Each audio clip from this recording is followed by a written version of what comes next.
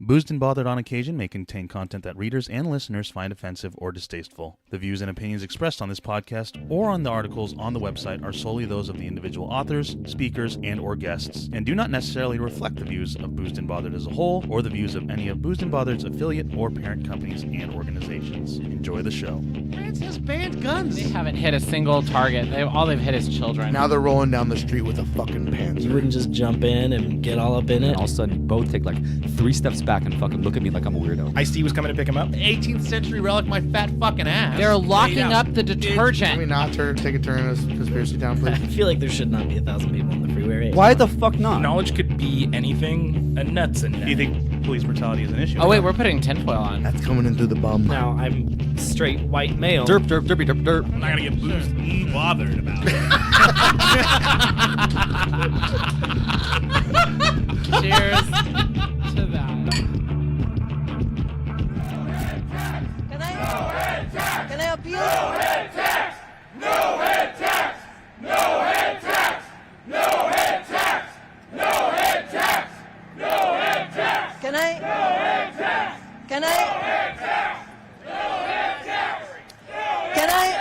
Can I appeal?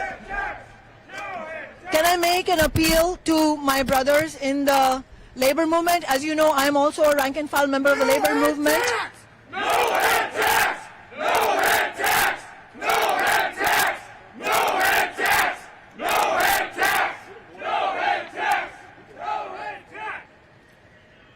Brothers, when we can disagree, and we will have disagreements in the labor movement, but if we fight against each other, the bosses win.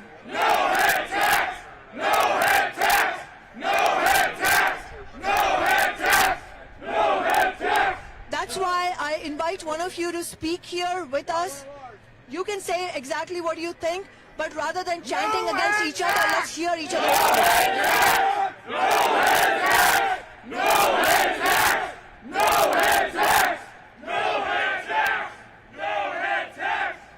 Brothers, the only people you're empowering is Amazon and the bosses. I invite one of you to speak here. All right. Hi, everyone, and welcome to episode 2 of Boozed and Bothered Vignettes. My name is Sean Villagracia, and I will be your not co-host this time, still producer, but the actual host of this particular podcast episode. What you were just listening to there was the beginning clip from Cairo 7's live stream of the Kshama Sawant press conference about the proposed Amazon head tax in Seattle, Washington. As you can see there, the construction workers were the ones protesting against Sawant, drowning her out with their chants of no head tax, as Sawant was trying to deliver her speech among two opposing parties. On the left, if you watch the video, you will see that Sawant is sort of surrounded or backed by a lot of tech workers or people in the Seattle labor movement who are for this head tax and pro-head tax. And on the right of the video, the people chanting are construction workers who are against Sawant right now, probably kind of feeling the situation due to the fact that Amazon has halted all construction that is going on right now around the Amazon campus for new Amazon buildings. And Amazon has said that they will halt construction and make a decision after the city of Seattle, specifically the city council, has made a decision on the head tax that has been proposed that they will impose on companies like Amazon. Sawant is a notorious, possibly, depending on who you talk to others, prolific city council member. She is an out of the closet, if you would, so to speak, out of the closet socialist that has been voted into the city council and has been a very controversial member of the city council. I have been away from Seattle for almost 2 years now, and it seems that has not changed. Sawant has been known to be a member of protests. As you can see, she said that she is a rank and file member of the Labor Party. She is also a member of the Teachers Union. She is very involved in everything as far as well, I guess the narrative around class warfare that happens within Seattle. Just last year, I believe it was, Sawant was involved in a relatively controversial decision where the group who was trying to bring a team to Seattle, I believe it was led by Chris Hansen, who wanted to build a new stadium in Seattle, proposed that they would build a new stadium in SoDo right next to CenturyLink Field and Safeco Field for a potential basketball team or hockey team, all on private funds, and they also promised in the proposal that they would also renovate Key Arena, also with private funds. That particular proposal was shot down by city council members. One of the most vocal members, obviously, of that shoot down was Kshama Sawant. So Sawant has been very involved in the economics of Seattle and very involved in these trends and shifts that have been going on. For those of you who don't know, Seattle has been going through, for a while now, sort of a San Francisco-esque shift in their city, in their economy, as rents have begun to skyrocket, as the landscape financially and economically has begun to change with the migration of workers coming in from all over the country, notably the largest migration of workers, according to a LinkedIn report in 2016. Might still be similar. I'm not sure about that at this current moment. The LinkedIn report in 2016 said that the largest migration of workers and people in America right now happens to be from San Francisco and the San Francisco Bay Area, including Silicon Valley, up north to Seattle. So naturally what's going to happen is you have a lot of tech workers, a lot of people with a lot of money, including companies, businesses, entrepreneurs, whether on the small startup side or on the successful side, moving up to Seattle, naturally buying up the housing, taking up the apartments, rents going up because a lot of money is rolling into the city now, a city that, like San Francisco, has very limited land, has very limited places to build, needs to build up, or build out on the east side, just east of Lake Washington. Notably, Google is there now, has been there for a while. They have a campus in Fremont. They are building they have a campus on the east side. They're building a new campus as of right now that I saw when I was in Seattle just a week ago in South Lake Union, right up against Amazon's campus.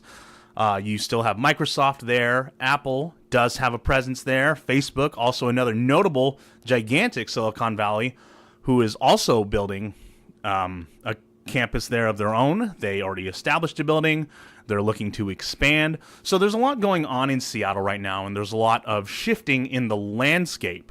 Sawant has been a loud and vocal proponent of taxes and things of that sort of nature to sort of control these prices, control the shifting landscape, control the rising rents. And she has been very controversial, but also very supported by a lot of people in Seattle, a lot of people who have moved to the city, a lot of people who have grown up in the city, and Sawant is proposing very similar things to a lot of other very high-tax cities and regions in the nation who have suffered at the hands of these sort of economically tense situations. It's not too long ago in California that companies not so recently, started to move out. It's not as bad as a lot of people think it is, but there are companies that are establishing new places elsewhere. Seattle, though, Boeing recently moved major parts of their manufacturing and operations to the Research Triangle in North Carolina within the last couple of years. And Amazon has also told Seattle that they might do the same. Amazon, if you remember, recently started looking to build HQ2. They've been looking at other cities. They've been courted by many cities, from Baltimore to Washington, D.C. to Chicago, even all the way down to Fresno here in the Central Valley in California, by cities who are looking to increase their job markets, looking to grow economically, looking to become economic powerhouses, knowing that Amazon would be an amazing partner for them in order to do that. Sawant has accused Amazon, due to the hold on the construction, of extortion, which is a little funny to me, and has referred to them as the bosses and the capitalist class. really pushing that narrative of class warfare. What Sawant doesn't really understand is that all you have to do is look at history. You look at history and you see, especially just your neighbors, your sort of neighbors to the south in California, these things have happened here. These things have happened in San Francisco, in Los Angeles, in California as a whole, that when governments reach far enough, companies will start to leave. Sawant, and we'll go into this in the video, says that you don't have to be a socialist to be good at mathematics, which she's right, actually. I totally agree with her there. I actually recommend that you don't be a socialist in order to be good with mathematics. Socialist economic policies across the globe throughout history have done catastrophic things to economies, and a lot of people will tout and say, that wasn't real socialism, which is really silly, because I'm not sure how many times we have to try socialism before we get it right. To quote Jordan Peterson, he talks about how audacious and arrogant it is to say that, because what people are really saying is that in their minds, socialism, their form of socialism will work. The form that they have in their mind will work, which is just absolutely outrageous. It's egregious and it's silly. Let's go some more into Sawant's speech here and see what else she has to say, particularly about the extortion of Amazon, speaking about their profits, calling this tax, this head tax, a, quote, drop in the bucket here. She also recruited a couple people who were tech workers. I'm not sure if these people work for Amazon. I know one of them did. One particular worker that they didn't name in order to protect her identity because she fears duress or some sort of coercion from the corporation, which is funny to me because Cairo 7, nothing against them, still filmed her face, and she's got very distinct features. Everyone who works with her and who watches Cairo 7 in Seattle, which is a lot of people, it is a local news station, are going to know who she is. But let's go into this here and take a look at what else Sawant has to say. I think we as sisters and brothers in the labor movement have to stand with all workers, including warehouse workers of Amazon, who are being paid poverty wages by Amazon. And that is why we have to recognize that what Amazon has done is not stand with construction workers. They are not standing with construction workers. They are in fact yet another big corporation in the history of US capitalism to have resorted to bullying and extortion in the face of a courageous movement of working people who are fed up with inequality, acute housing shortage, skyrocketing rents, and exploding homelessness around the country. This is happening in the era of Donald Trump, where in addition to the already difficult living standards, we are facing ongoing brutal cuts to housing and services. The fact that Amazon has come out publicly with its public threat is a testament to the strength of our movement. As I said before, I stand in solidarity with the iron workers local and with all construction workers. So obviously this is a loaded speech. Sawant brings up a lot of different points here, a lot of points that anyone who pays attention to sort of the narratives that are kind of moved around by people on the left and people in the socialist movement constantly bring up. She uses a lot of socialist and leftist buzzwords like poverty wages and equality and talking about exploding homelessness. She even brings up Donald Trump, which was an interesting way to make a point, and calls what Amazon's doing a public threat, talking about how she stands in solidarity with the iron workers and the local and construction workers. But let's kind of rewind this and sort of break it down a bit. Sawant talks about poverty wages. This term has been flying around for quite some time now, and it's sort of been brought back into the spotlight in recent years, particularly during Obama's administration and definitely going into the 2016 elections and with Donald Trump.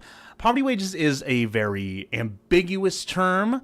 It doesn't make too much sense most of the time. When you're talking about poverty wages, people who reference poverty wages are specifically talking about wages that don't necessarily match up to the cost of living. They say that poverty wages make life unlivable and things of that nature. But the problem is with poverty wages is people talk about, when they're talking about poverty wages, they're talking about people who are in terms of income to spending ratio and how much they can afford and things of that nature. The problem with this poverty wages argument is the fact that we're talking about means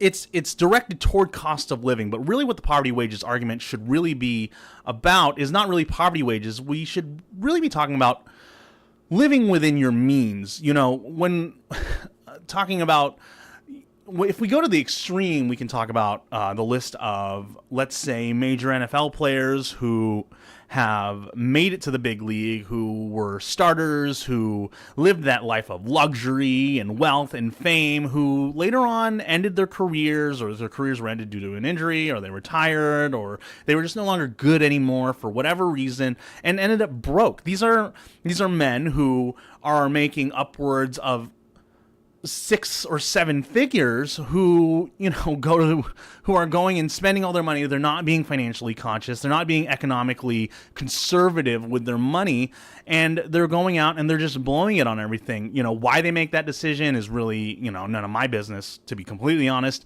They're individuals. They have the right to do with whatever they want with their money.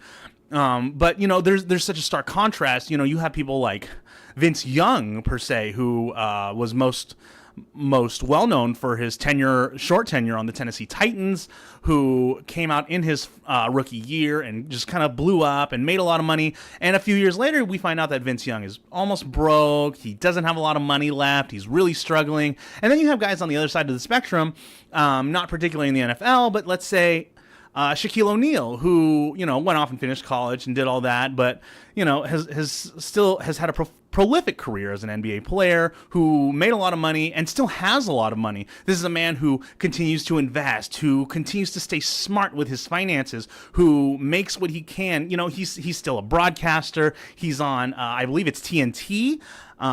He has his own shows.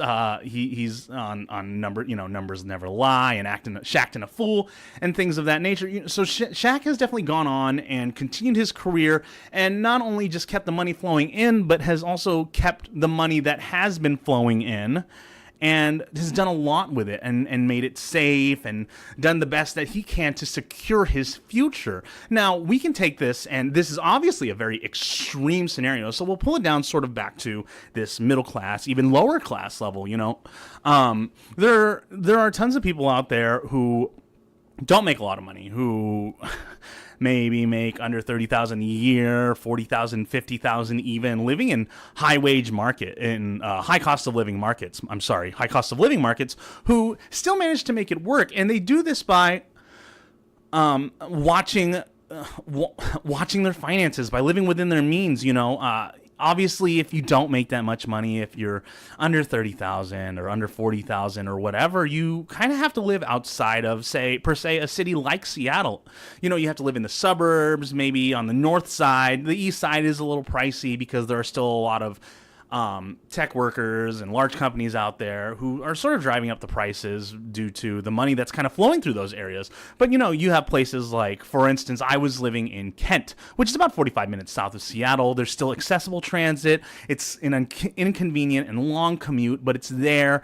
It made it so that I was able to live comfortably enough to kind of stay on my feet and get on my feet and get into a better place while I was able to make my way while I was going through school for development, without having to sort of strain with my finances to make it until I got a job in the field of tech. My rent was $565 a month. I was living with some people. It's not the most convenient situation, but I knew that I had to make my sacrifices in order to get where I needed to go. Kent is still very accessible to Seattle. It's 45 minutes. It's a little rough, but I made it work. I drove my car to the light rail station. I took the light rail into the city. From there, I walked to campus. Sometimes I would just drive my car straight to campus. There were a lot of great options. There's, I can't even remember the name. There was this valet service that was, you called them on an app. When you got to where you wanted to go, they took your car, they parked it for the day, and they brought it back to you whenever you needed it.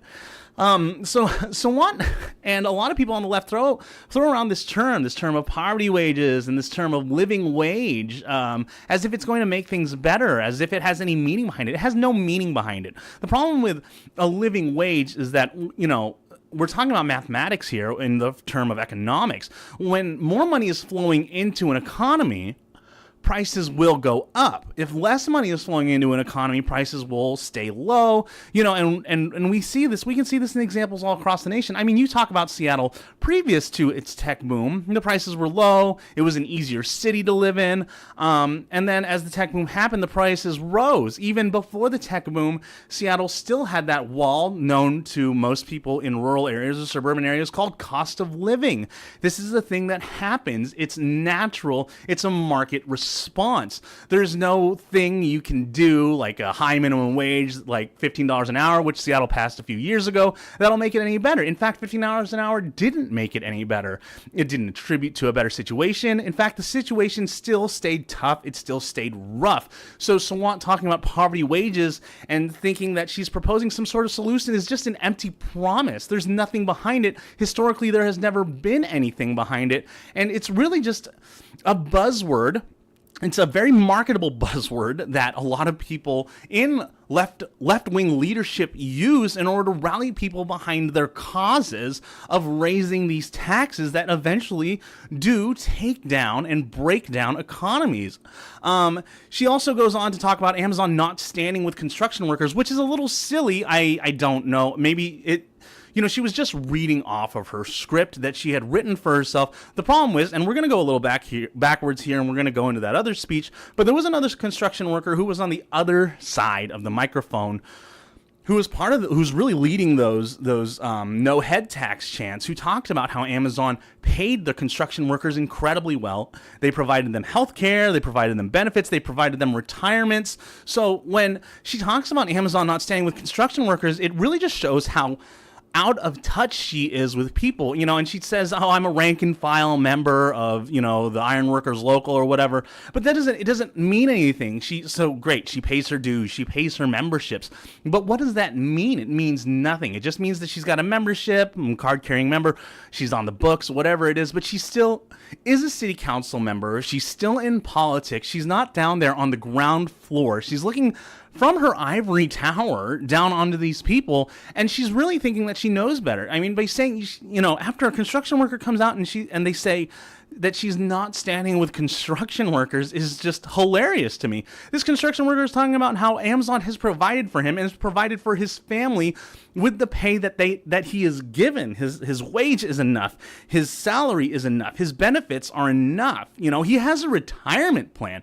He's speaking about a company who and with a group that was with him who is also paying all of them incredibly well, who is allowing them to make comfortable, maybe even, I know construction, I was never in manual labor, but I know the salaries kind of range depending on where you're at, but, possibly even a luxurious life. I don't know too much about this man and who he is, but he's clearly very passionate for this cause and passionate against the causes of Sawant and the people that stand with her. So, she's really out of touch with this person, and even though he's doing well and Amazon has done amazing things in his life and this job has provided for him, she still says that Amazon is not standing with construction workers, and it's just a clueless statement.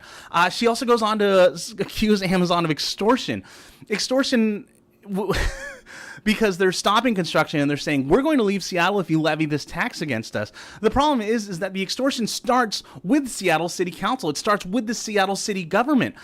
This tax is compulsory. It's not voluntary. It's not something that they can choose.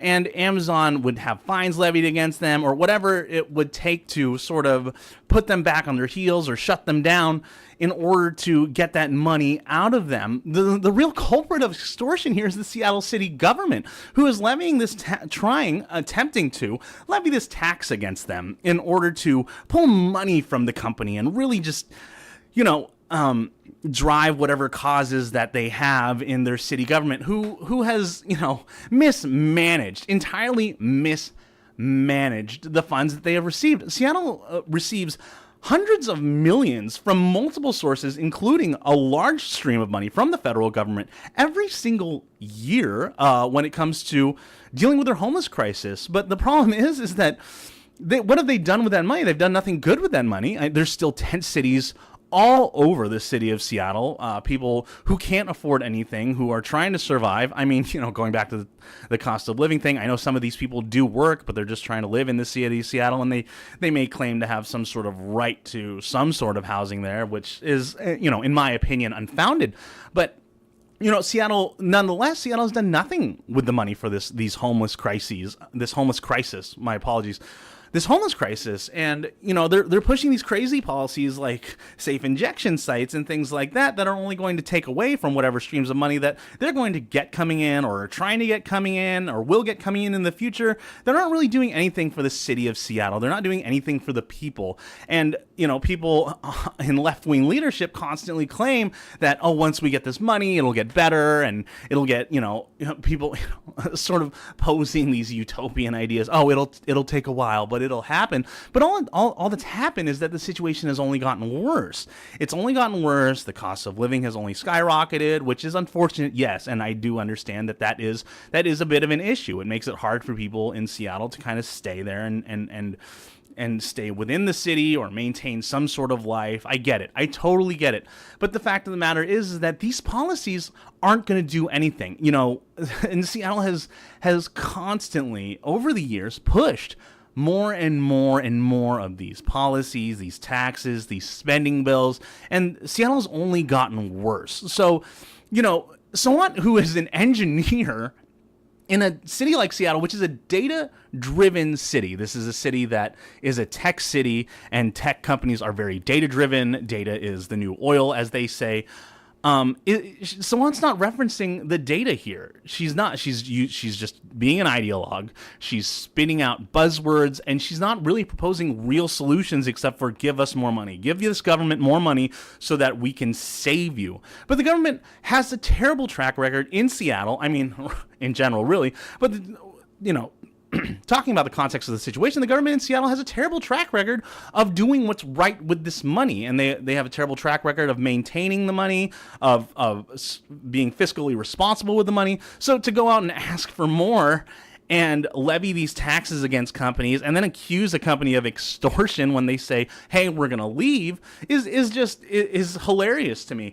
And Seattle's already done this once, which is it's amazing to me because Boeing had already moved major operations and major manufacturing to North Carolina, and now Amazon, went looking for an HQ too, and the city of Seattle started scrambling. And so it's really silly and out of the loop to find out that down the road their decision is to try or attempt to, and quite possibly they might be successful, actually levy a head tax against Amazon for their profits. It's wild to me, and Sawant talks about this housing shortage. Well, number one, if this head tax gets levied, there won't be a housing shortage. If Amazon leaves and they take all its workers with them, there will be more than enough housing in Seattle, or maybe a good amount anyway. I mean, you still have Google there and Facebook who are doing a lot to take up a lot of housing there with their workers, but Amazon leaving would be a huge blow to the city.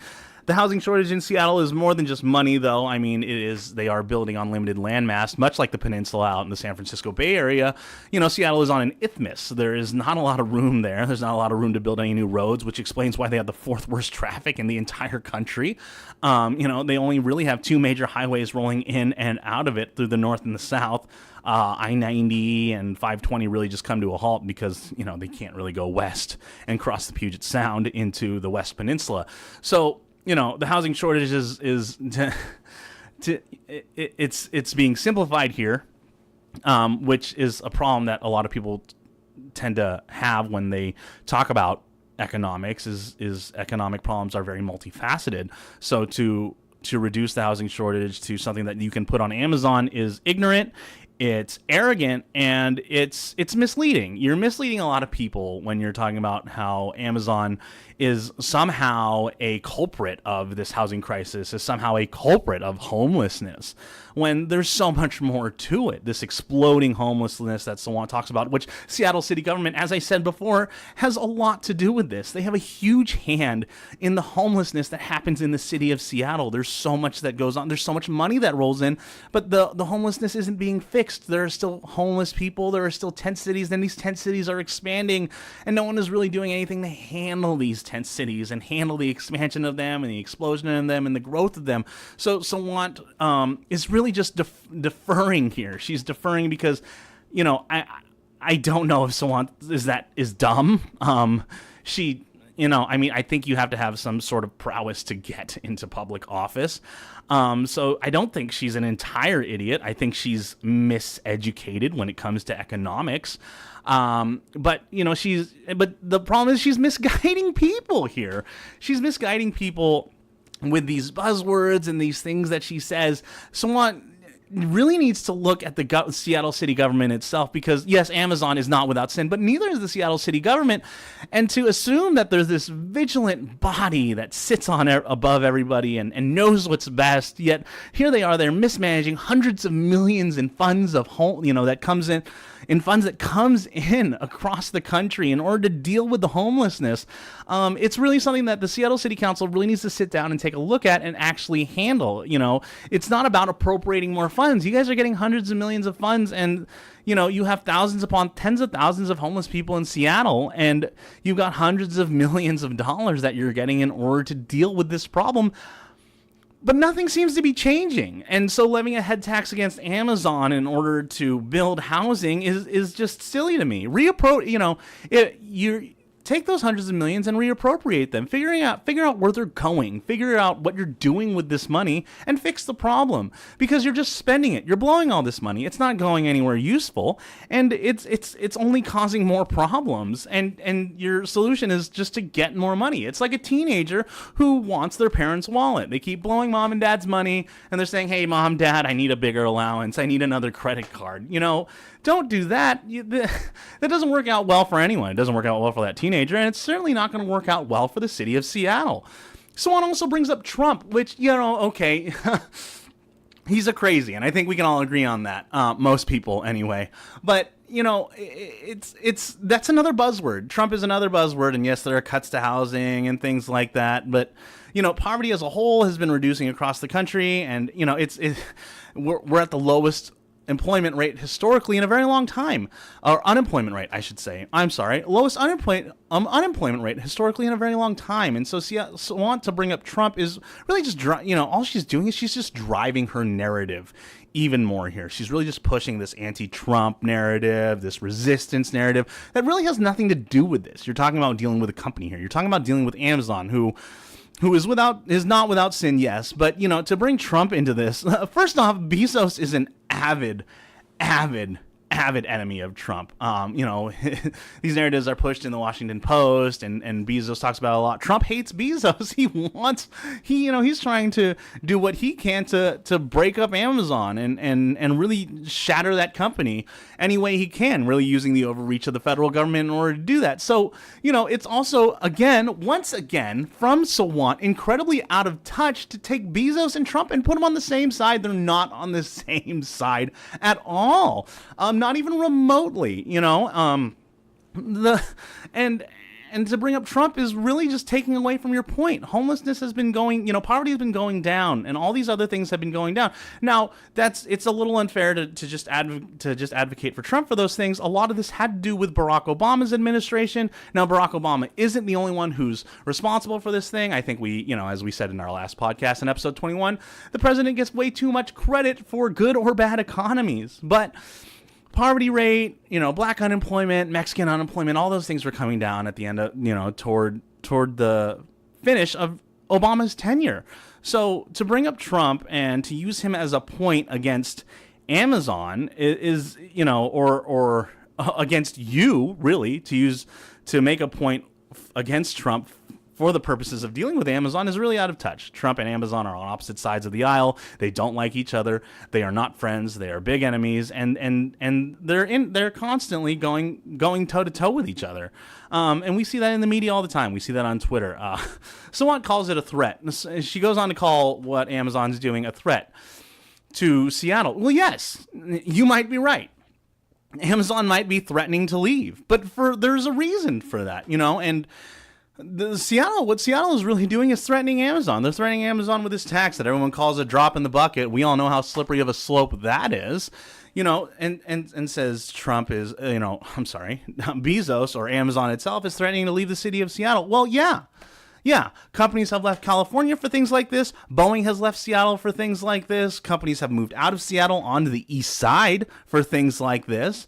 It only makes sense that Amazon would do a similar thing, especially when you're targeting them directly. When someone gets targeted directly, they don't respond very well to it.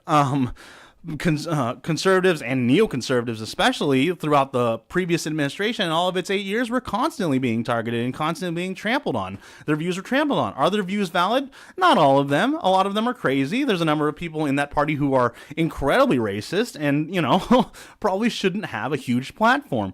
But the fact of the matter is that if you're going to attack them, they're going to respond negatively. That's what people do. Go to anyone on the street who might be angry and throw a punch. They're going to punch back.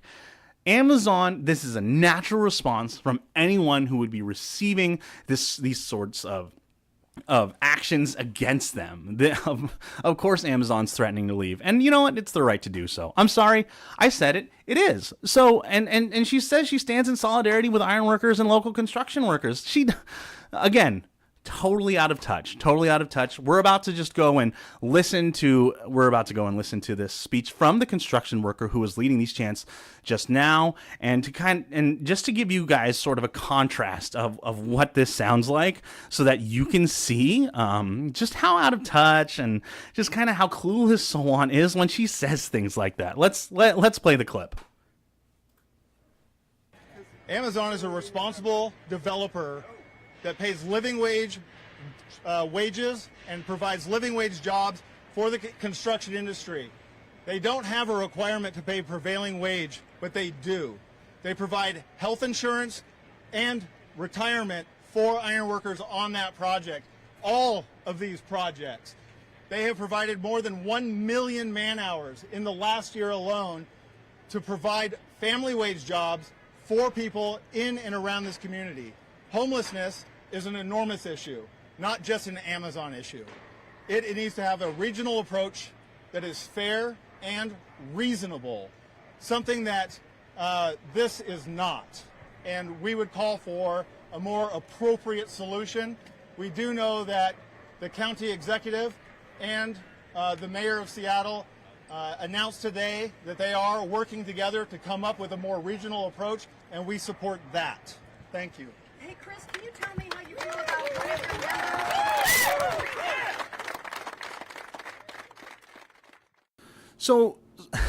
So as you can see here, this is a stark contrast to the things Sawant was saying about Amazon not working with construction workers and not standing with them. This is a construction worker. This is a construction worker who works for Amazon, who builds Amazon buildings in South Lake Union. This is in the South Lake Union neighborhood. This is taking place ever so appropriately beneath the balls of Bezos, as people in Seattle like to call them, the 3 domes that were constructed in the last couple of years.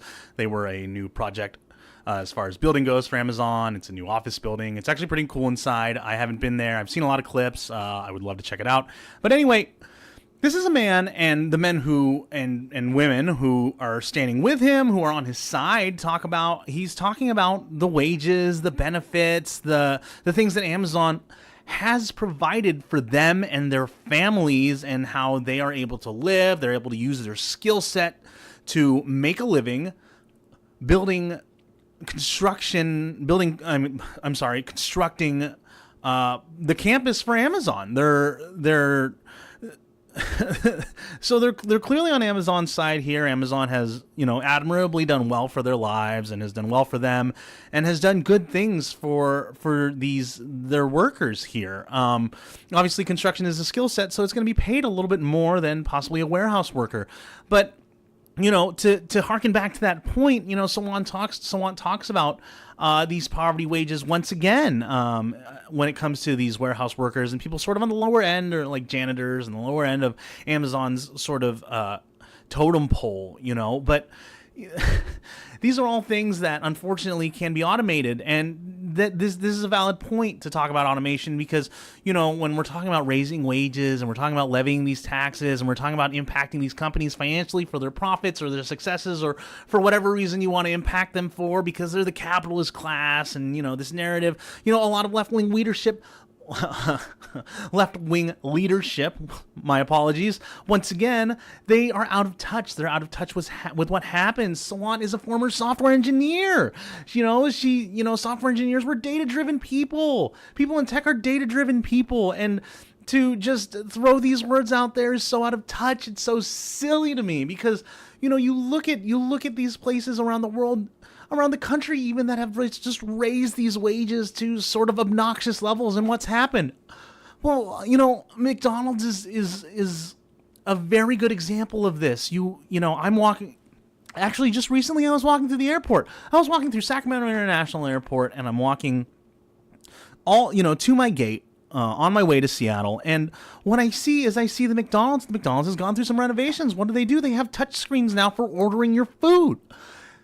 There are now people building touchscreen consoles and programming these touchscreen programs in order to replace workers, to save on revenue, to save on profits, in order to continue to run their companies. These government policies aren't good for people. I mean, obviously, automation at the end of the day is going to win, and it's going to create more jobs in the skilled spectrum and shift jobs and move the economy around in a different way. But what you're just doing, if you're going to force a company's hand, this is all you're going to do. Sawant seems to forget these things, or not even realize that they're happening. I'm not entirely sure which one it is. Do you not think? Kashama, do you not think that an automated janitorial robot can be built? When it comes to the warehousing, there are already robots that initiate the orders. They're traveling through the warehouses. They're grabbing the orders that come in through the Amazon Prime and Amazon Prime Now systems, and they're bringing them to the front or to wherever the people are to be packaged up and then delivered. There aren't people running through those warehouses anymore. They're sitting and they're waiting on these robots. There might be people going into the aisles if the robot may or may not malfunction in order to fix the robot, setting up the robots, whatever it is. But these policies aren't going to do anything good for people. In fact, you could even argue that these policies only bolster the corporations that you're claiming to fight. It's so out of touch. It's not data-driven. It's not data-centric. It's just buzzwords and narrative. And for Sawant to go on and to say the things that she said about standing with iron workers and standing with construction workers, and to say that she's for them, when clearly this speech that this construction worker gave is in stark contrast to anything Sawant had to say. He clearly was not on her side. He was against her. I mean, he's leading the chance at the beginning of the clip, drowning her out, which is not always the best. It's not. This is not a great protest tactic. People who just choose to drown out their opposition and not hear what they have to say, all it does is bolster your opposition. I think we learned this in the 2016 election for all the people who are in the heartland or even racists. Not that they're the same thing. They're not. Those don't go hand in hand. I don't know if they're mutually exclusive, but they're definitely not hand in hand. And these are people who have been silenced. This is an opposition who has been silenced for such a long time, and they saw their chance. And what did they do? They rose up. They rose up and sort of had a little bit of a political revolution of their own. And what did we end up? We ended up with Donald Trump, an internet meme, an internet troll, sitting in public office, who constantly causes shaking in the markets with his tweets on a daily basis. So it would do Sawant such a great service to take a look at the data that's coming in when it comes to the Seattle city government and when it comes to governments around the country, when it comes to these economic policies, and really see what is happening, what the ends are, because the ends are not favorable. They're not favorable to her and her campaigns and the things she's trying to accomplish, or the things in on her side of the aisle are on her team are trying to accomplish. They're only hurting them. The fact that anyone still follows them is also not following the data. They're not following the data here at all. You have to follow the data. This is happening at a rapid pace. These wages are going up. These policies are changing. These taxes are being levied. All it's doing is hurting people in the lower class. Government claims to be this vigilant angel that looks out for people in the lower class. They're not. They are not looking out for you or people or anyone in the lower class. Or maybe they are. Maybe they are, and they claim that they are, but they're clearly out of the loop and ignorant and not paying attention to the results of their policies and their actions. They're only hurting people. Amazon should leave Seattle if this head tax is levied against them. There are greener pastures in the United States who will do far better for them. Down in Texas. Texas is another market that's starting to boom when it comes to tech. In fact, one could argue that it's been booming for a while. Miami, Georgia, North Carolina, Fargo, North Dakota. Microsoft has a campus in Fargo, North Dakota. North Dakota is known to be a very, very business-friendly state who doesn't have a all-powerful tax structure. Your Arizonas and Utah, we have the Silicon Slopes in Utah. A lot of companies are moving out there. A lot of engineers are moving out there. So Sawant really isn't examining the data here, and she's not even listening to her opposition. Or maybe she is, or not. It sounds like it just went in through one ear and went out the other, because her speech was entirely out of touch. It wasn't a real response to anything that this construction worker had to say. It was just rhetoric read off of a piece of paper on a speech that she prepared. She was not prepared to have a discussion, as she claims she was. They gave the man the microphone. He spoke. There wasn't a real response to anything he had to say. It was just she. For those of you who have not seen the clip, she took the microphone. She was able to get the microphone back. There wasn't a fight over it or anything. She got back on the microphone.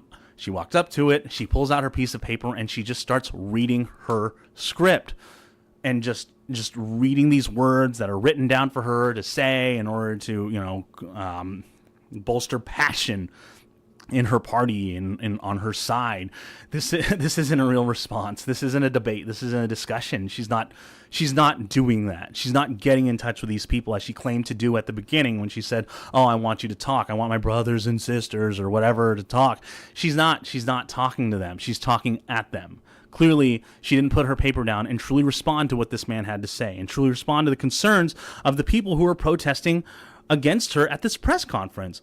Sawant is out of touch. Period.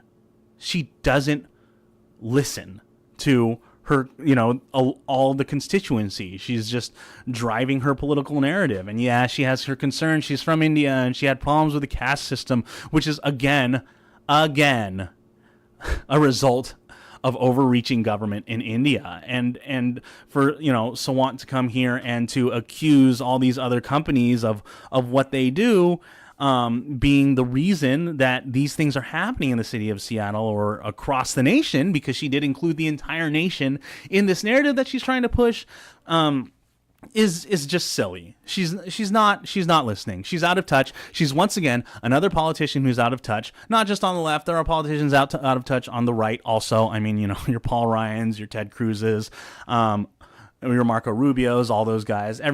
These politicians, they're out of touch. They're so out of touch, and they claim, especially on the left, they claim to fight the wealthy class. They don't. So someone makes $117,000 a year, and she's promised to live off of $40,000 a year, and she places the rest in a political fund that she uses for social justice campaigns, which is ridiculous to me. Kshama does not realize the luxury that she has, and that she has this ability to take $77,000 and just push it towards something else because she has the ability to. Kshama, if you really wanted to help the city government achieve what it has to achieve, why don't you put that money back into the government? Why don't you go out and give that money to homeless people? And she's not even putting it into charitable causes. She's putting it into social justice campaigns. She's putting it into political movements. So in order to drive policy, rather than going down on a micro level and handling this face to face with the people she claims to fight for. Kshama Sawant she's out of touch. She's faking it. She's just trying to grow the government reach. She's not proposing any real solutions. She's throwing around a bunch of buzzwords. She's throwing around a bunch of tired, dead horse narratives that consistently come out of the left. It's doing nothing for anyone. It's a joke. I would advise Kshama Sawant, and I would advise her constituents who live in Seattle, especially the tech workers who stood with her and who spoke with her. And unfortunately, we don't have time to go into that anymore. But those people who spoke with her and Sawant herself to really go back and look at the data, look at the money that's coming in, look at where it's being, and try to find out, follow the money. Look at the money that's coming in, the hundreds of millions of dollars from the federal government, from charities, from other states that are funding you in your supposed fight for homelessness, and find out where that money is going. Really, all these things are government. They're public record. Go look through it. Go find out where this money is going. Whose salary is this paying? What programs are these really paying for? Where is this money being diverted? This money does get diverted, okay? Here in California, specifically in Sacramento, we just had our gas tax raised. We already had a gas tax. We're paying, I believe it's over 12 cents a gallon per gallon of gas, because there wasn't enough money to build the roads. Well, why wasn't there enough money to build roads? The original gas tax, which was meant to build roads, was taken and averted, supposedly, as they said, temporarily somewhere else in order to fund a different project. What happened? We ran out of money for roads. What did the city government do? Well, instead of diverting those taxes back to building roads, they said, we need to raise taxes on gas. This is ridiculous. This is omnipotent government doing what it can to just make more money and being completely fiscally irresponsible with it, which is exactly what Seattle is doing with their homeless funds. And I encourage anyone, especially the constituents of Kshama Sawant, actually, especially the people who oppose Kshama Sawant, because I think it would give you stronger talking points against her and her narratives, to go and follow the money and find out where that money is going. I want to thank everyone for listening to Vignette number 2 of Boozed and Bothered. My name is Sean. I am your producer and host, generally co-host on our flagship episodes that come out every week on Fridays. Make sure to check out our last episode, 21 Be Yeezy, where we talk about Kanye West. We talk about the Michelle Wolf at the speech at the Correspondents' Dinner. We also talk about Korea. And we actually also go into this poverty discussion a little bit with our special guest, Rose Rob, who is also up in Seattle. Rob is on the opposite side of the aisle from Jonathan and myself. Jonathan and myself also oppose each other on a number of things. But it's a great debate. It's an awesome discussion. Tell me what you think. Sound off in the comments. If you like the podcast, rate it. Let me know. I want to hear what you have to say. Everyone here at Boozed and Bothered wants to hear what you have to say. Check us out on boozedandbothered.com. Check us out on social media at facebook.com/boozedandbothered, on Twitter at boozedandbothered, no and, just the end, on instagram.com/boozedandbothered. You can hear us on iTunes, Google Play, Stitcher, Spotify, iHeartRadio, and YouTube. We did apply for TuneIn. Not sure when that's going to happen or if it does, but if it does, we'll let you know. Make sure to review the podcast. Make sure to leave comments, send us some mail, do whatever you got to do. Thank you so much for listening this week. We look forward to seeing you again very soon.